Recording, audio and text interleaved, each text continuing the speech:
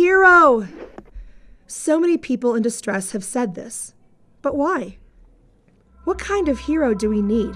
And do we really even need a hero at all? Well, if you look at any piece of literature written for page, script, or stage, the answer is yes. But heroes come in all shapes and sizes depending on what needs to be dealt with. First, you have your epic heroes.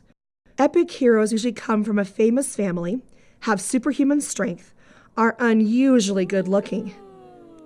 They take on challenges that no one else will, and succeed.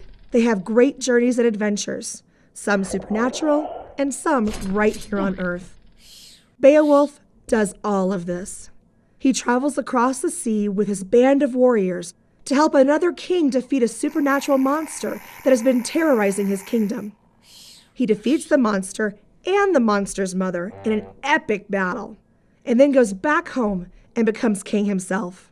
In his old age, he has one more monster to face, one more threat that he must keep from his people, a dragon.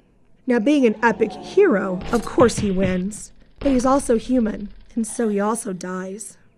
But he leaves behind stories to inspire others, even today. Next, we have our tragic heroes. Tragic heroes are usually leaders or powerful characters, but the tragic hero is also majorly flawed, and that flaw usually leads him down the path to a horrible and tragic death. Take the story of Oedipus the king, for example. One day, a young man travels to a town called Thebes. On the way, he kills a man for not yielding to him on the road, in the first documented case of road rage. He also defeats a magical creature and is rewarded by becoming the king of Thebes and thus marrying their queen.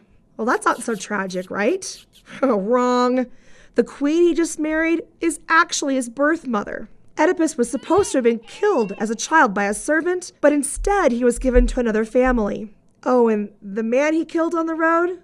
The previous king of Thebes and his dad. So he killed his father and married his mother. Now that is quite tragic. Not tragic enough for you? Try this one.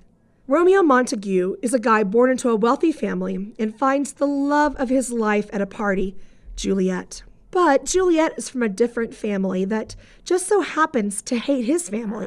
Instead of being patient and working through the family feud, Romeo decides he must have his love now, and his impatience leads to bloodshed and death, including his own and Juliet's.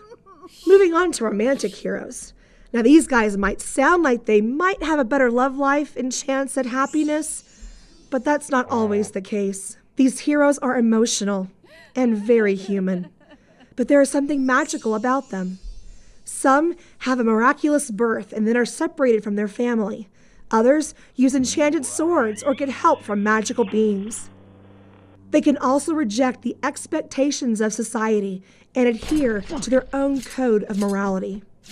And in the end, the hero triumphs over evil in an idyllic way, but at great personal, emotional sacrifice. King Arthur is a good example of a romantic hero. Sure, he became king and married the love of his life, but he was also killed by his son, who was born out of wedlock, and had his wife cheat on him with his best friend. So although he too, like Beowulf, was a great king, he suffered much more for the greater purpose of society, which makes him more human and relatable to us all. There are different heroes for different situations. Sometimes we need the strong warrior to slay the evils of the world. At other times, we need a common person who becomes great so that they can inspire us all to be better. So do we need heroes? Absolutely. No matter what the time or place, we still need something to believe in.